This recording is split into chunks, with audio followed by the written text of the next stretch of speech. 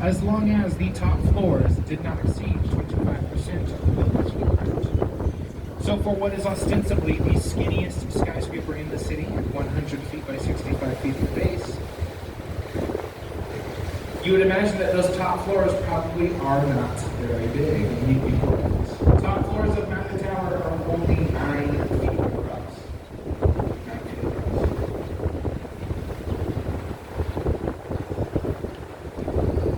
Speaking of French Gothic revival, we've got another French Gothic revival building coming out from behind the Wrigley building out here on the left. This one is complete with flying buttresses, which in this case are merely decorative and do not affect buttress anything. This is Tribune Tower. Now in 1922, the owner of the Chicago Tribune and Colonel Robert McCormick held a contest for the most beautiful office building in the world, and this was the winning design.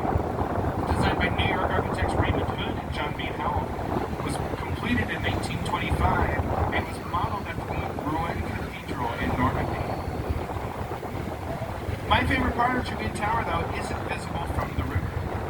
But if you were to wander over there during your trip, you would see embedded in the tower at street level stones from other structures and notable locations from all over the world. There's a piece of the Taj Mahal, the Great Wall of China, the White House. There's a stone from where Washington crossed the Delaware. There's even a piece of one of the World Trade Center towers from September 11, 2001, embedded in Tribune Tower. It's like a niche museum right there in the street. Just walk around. It's very great. Also out here on the left is the Apple Store.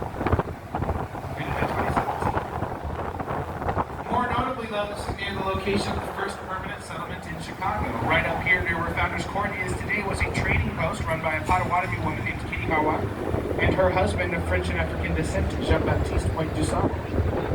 Dusable was reportedly born in Haiti to a French mariner father and an enslaved mother of African descent. He was then educated in France and returned to North America in the 1770s, specifically to New Orleans, where he then made his way north, meeting his wife and ultimately settling here in the 1790s. Now, if you recall, this is Michigan Avenue here. This is where the lake met the river at the time.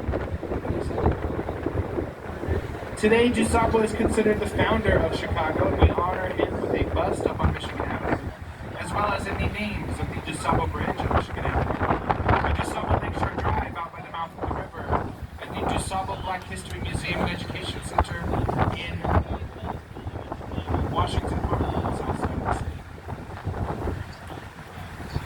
Looking up here on the right at this mirrored building that says Swiss Hotel at the top, if you look at the gaps between it and its neighbors, something looks a little off, almost like that building is rotated in that space. But it's not. It's actually a triangular building. And we learned about somebody earlier in the tour that loved triangles. His name was Harry Weiss. He was the designer of the River Cottages up on the North Branch. And Harry Weiss indeed designed the Swiss Hotel, created in 1989. I've not been to the Swiss Hotel myself, but I do imagine it is probably a nicer stay than his previous triangular building, the Metropolitan Corrections Center, about 2 blocks southwest. Also a very striking triangular building, just couldn't give it a choice. This is the one I would like to see from the inside. And we once again approach the St. Regis. Now, I told you there was more I wanted to tell you, and that's because the St. Regis uses 3 methods of minimizing drift, 2 of which we've already discussed. The St. Regis uses inertial slosh pavers. There are 6 tanks at the top of that building containing 400,000 gallons of water. The St. Regis uses bundled tubes. These 3 towers are bundled together here at the base, which provides additional straight wind direction for the winds. The final method, which we have yet to discuss, is blow-through floors. If you look at the tallest tower, you can see those 2 floors that look unfinished.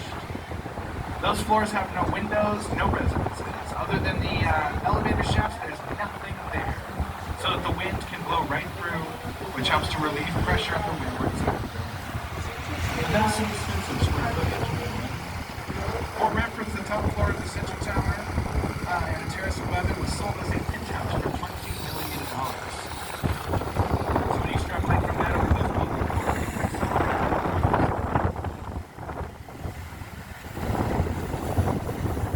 the St. Regis, I mentioned, was the 3rd tallest